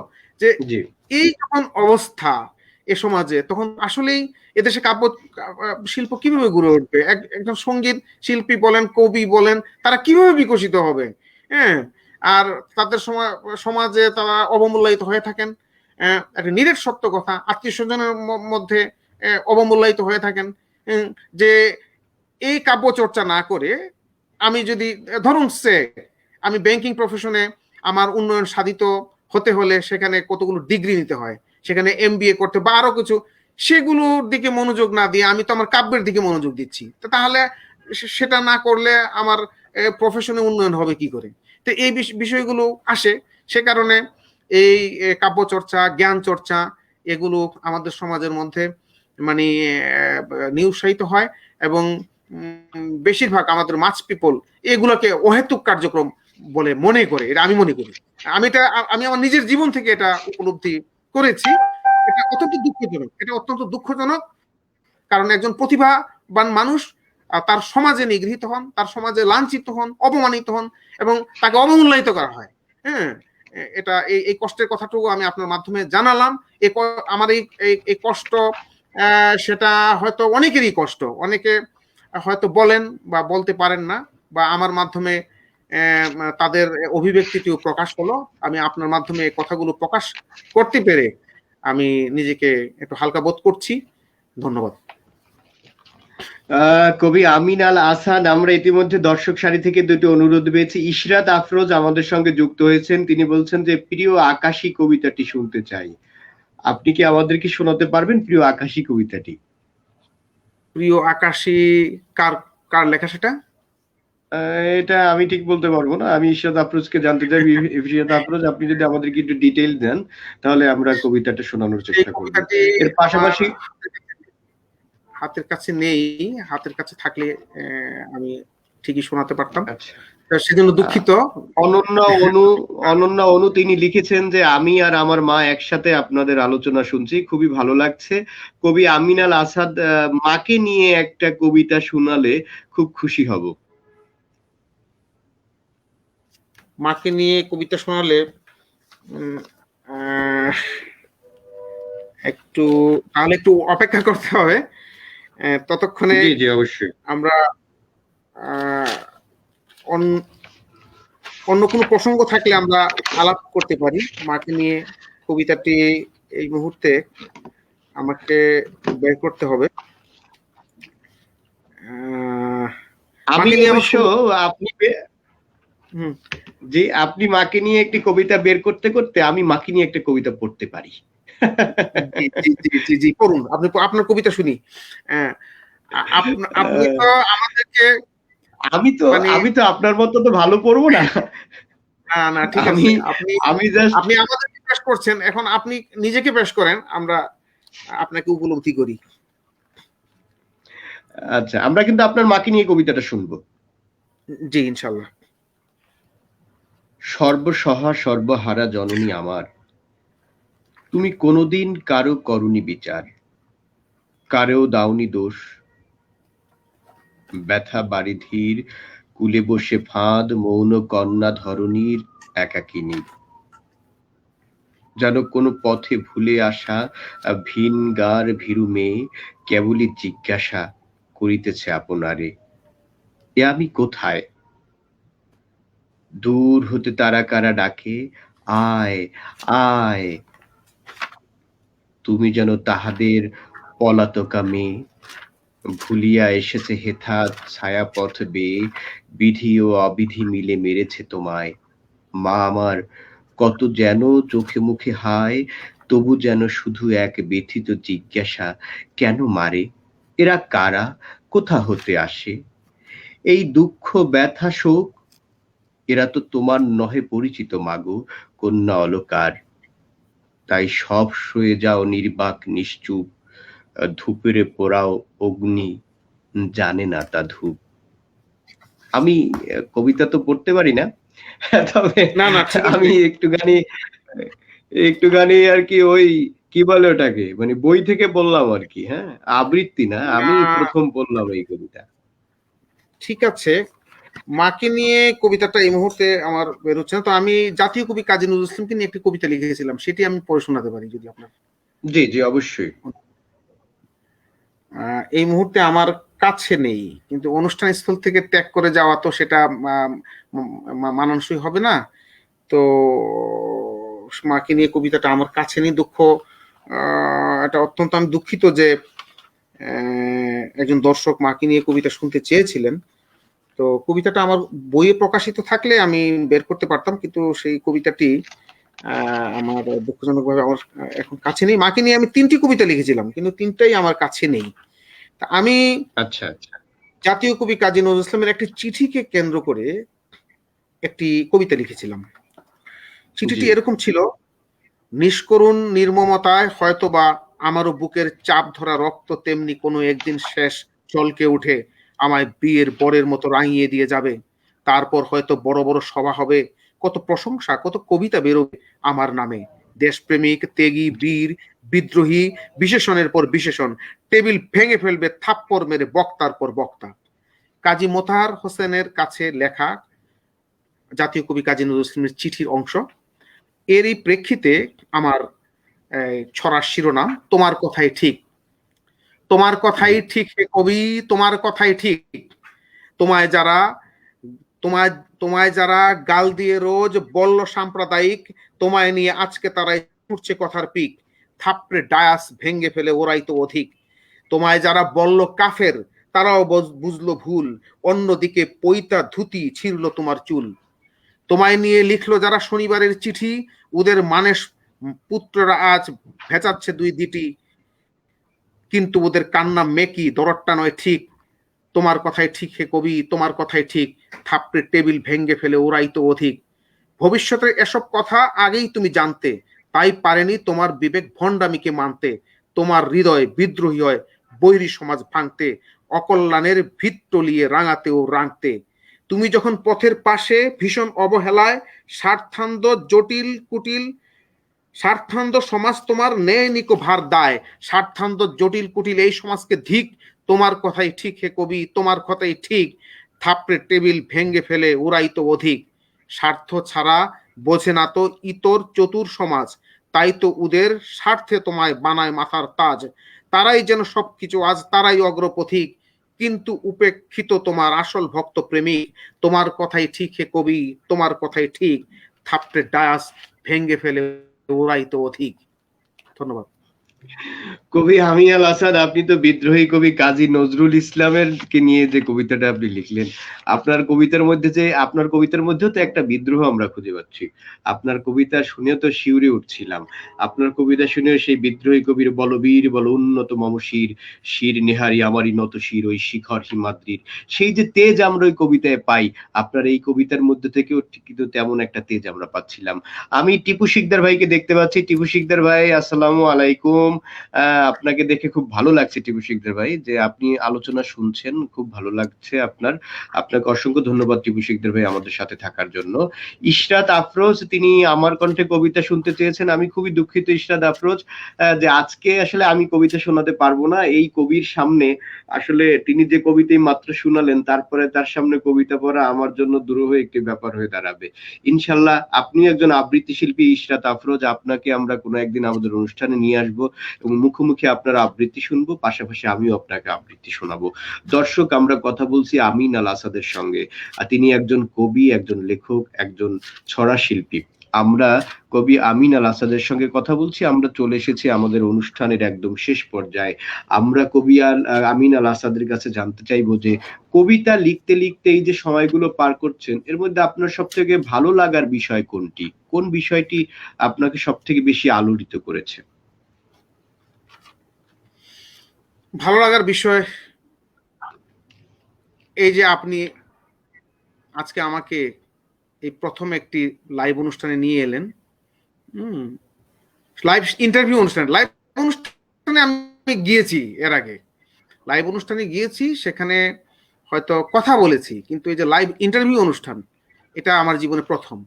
আপনি বুঝতেই পারছেন যে আমি যদিও অনুষ্ঠান পরিচালনা করি, উপস্থাপনা করি, সেখানে হয়তো এত কথা বলতে হয় না, কিন্তু আমার জি। কথার ভেতরে একটা জড়তা মেশানো কথা বা একটু এলোমেলো হয়ে যাচ্ছে, কিন্তু আমার এই প্রথম অনুষ্ঠান আপনার মাধ্যমে। এটা তো একটা আনন্দের বিষয়। এছাড়া দর্শকরা আমাকে ধন্যবাদ দিচ্ছেন, এটা একটা আনন্দের বিষয়। একটি কবিতা যখন পত্রিকার পাতায় প্রকাশ পায়, তখন এটা কি যে আনন্দ, সেটা বলে বোঝানো যাবে না। প্রথম যে কবিতাটা আমার ছাপা হয়েছিল, সেটা যেরকম আনন্দের ছিল, এখনো কোনো পত্রিকা বা সাহিত্য পত্রিকা হোক বা দৈনিক কাগজের সাহিত্য পাতা হোক, সেখানে কবিতা, নিজের কবিতাটি দেখতে পেলে সেটা যে ভোরবেলা গিয়ে সেই পত্রিকার দোকান থেকে সংগ্রহ করে আনা, হ্যাঁ, যে চেষ্টা, যে আনন্দ, সেই আনন্দটা আসলে বলে বোঝানো যাবে না। হ্যাঁ, যিনি নির্মাণ করেন তিনি বোঝেন যে নির্মাণের স্বাদ বা আনন্দটা কতটুকু, হ্যাঁ, সেটা সেটা তিনি বুঝতে পারবেন। এটাই আমি আপনার মাধ্যমে দর্শকদেরকে জানালাম। জি, ধন্যবাদ। কবি আমিন আল আসাদ, অসংখ্য ধন্যবাদ আপনাকে আমাদের সঙ্গে যুক্ত থাকার জন্য। আমরা আমাদের অনুষ্ঠানের একদম শেষ পর্যায়ে, আমরা অনুষ্ঠান শেষ করার আগে আপনার কণ্ঠে আরেকটি কবিতা শুনতে চাই। এটাও ছড়া, এটাও আমার জীবনের তিক্ত অভিজ্ঞতা থেকে লেখা। আমার কবিতার ছড়ার শিরোনাম তোমার আমার ছন্দ। জি। আমার ভাগে শুধুই বিচি, তোমার ভাগে কোষ। আমি একটু ব্যাখ্যা যাই, কাঁঠালের বিচি এবং কোষ, সেটা বুঝতেই পারছেন। জি জি জি জি জি। আমার ভাগে শুধুই বিচি, তোমার ভাগে কোষ। তোমার বেলায় সঠিক ছবি, আমার বেলায় দোষ। ভালোগুলো সবই তোমার, ভালোগুলো সবই তোমার, আমার সবই মন্দ। এসব কথা তুলতে গেলেই বাড়ে কেবল দ্বন্দ্ব। তোমার ত্রুটিগুলো থাকে চোখের আড়ালেই, আমার ত্রুটি ধরা পড়ে দৃষ্টি বাড়ালেই। তুমি ভীষণ চতুর বলেই দোষগুলো রয় ঢাকা, আমার শুধু উল্টো দিকে ঘোরে ভাগ্য চাকা। তোমার জন্যে যতই আমি দেই না কেন শ্রম, পান থেকে চুন খসলে পরেই সব হয়ে যায় ভ্রম। বিদ্বেষী তীর আমার দিকে ছুটতে যদি কম, তবেই হতো আমার সকল ব্যথার উপশম। কিন্তু আমার বেলা তোমার বিবেক থাকে অন্ধ, দেখেও না দেখার জন্যে চক্ষু থাকে বন্ধ। তোমার বেলায় সঠিক ছবি, আমার বেলায় দোষ। আমার ভাগে শুধুই বিচি, তোমার ভাগে কোষ।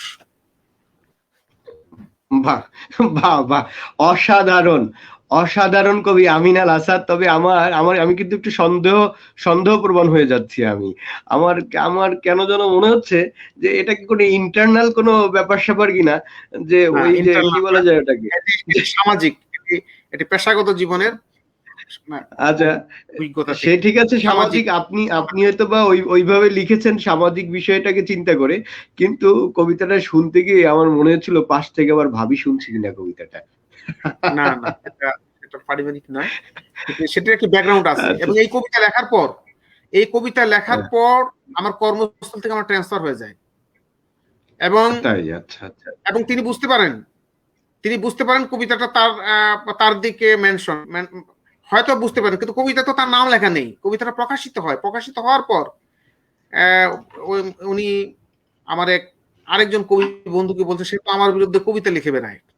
এর কিছুদিন পরেই আমি সেখানে থাকতে পারিনি, আমি সেই বিভাগ থেকে ট্রান্সফার হয়ে অন্য জায়গায় চলে যাই। আচ্ছা, এটা বাস্তবতা। দর্শক, আপনারা দেখছেন লাইভ উইথ মুজাহিদ মাহিন। আমার সঙ্গে আছেন কবি আমিন আল আসাদ। দীর্ঘক্ষণ ধরে বিভিন্ন বিষয় নিয়ে আমরা কবি আমিন আল আসাদের সঙ্গে গল্প করছি।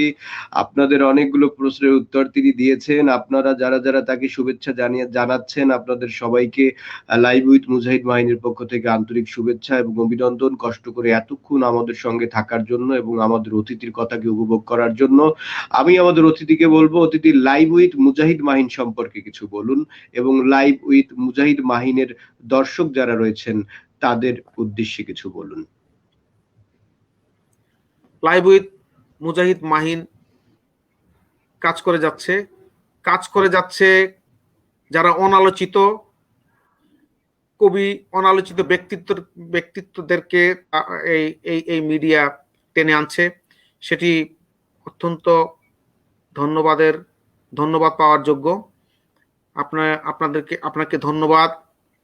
আপনার মাধ্যমে আজকের দর্শকদেরকে ধন্যবাদ। আল্লাহ আমাদের প্রতি রহম করুন। আবারও কোনো অনুষ্ঠানে আমরা আবার কথা শুনবো, কথা বলবো, এই বলে সবাইকে ধন্যবাদ জানাচ্ছি। শুভরাত্রি, আসসালামু আলাইকুম। আজন্ম মানুষ আমাকে পোড়াতে পোড়াতে কবি করে তুলেছে। মানুষের কাছে এও তো আমার এক ধরনের ঋণ। এমনই কপাল আমার, অপরিশোধ্য এই ঋণ ক্রমাগত বেড়েই চলছে। দর্শক, শুধু কবিদের নয়, আমাদের প্রত্যেকেরই ঋণ বেড়ে চলছে আমাদের সমাজের প্রতি। আমাদের সমাজ আমাদেরকে ঋণী করছে, আমাদের দিতে হবে সমাজকে অনেক কিছু। একেকজন একেকটা জায়গা থেকে সমাজকে কিছু দেয়ার চেষ্টা করতে হবে। আর ঠিক তারই ক্ষুদ্র একটি প্রয়াস লাইভ উইথ মুজাহিদ মাহিন। আজকে সোমবার আমাদের সঙ্গে ছিলেন আমিন আল আসাদ। আগামী বুধবার আমাদের সঙ্গে যুক্ত হবেন আমাদের আরেকটি প্রিয় মুখ। আমরা আগামী অনুষ্ঠানে আপনাদের সবার উপস্থিতি প্রত্যাশা করে এবং আমন্ত্রিত অতিথি কবি আমিন আল আসাদ, সাধারণ সম্পাদক, লালকুঠি সাহিত্য পরিষদকে অসংখ্য অসংখ্য ধন্যবাদ জানিয়ে, দর্শক শ্রোতা যারা ছিলেন আমাদের সঙ্গে, আপনাদের সবাইকে ধন্যবাদ জানিয়ে আমাদের অনুষ্ঠান এখানেই আজকের মতো শেষ করছি। আসছি লাইভ উইথ মুজাহিদ মাহিন নিয়ে আবার বুধবার। আমাদের সঙ্গেই থাকুন, সুস্থ থাকুন, ভালো থাকুন, ভালোবাসায় থাকুন, সবাইকে ভালো রাখুন। আসসালামু আলাইকুম ওয়া রাহমাতুল্লাহি ওয়া বারাকাতুহু।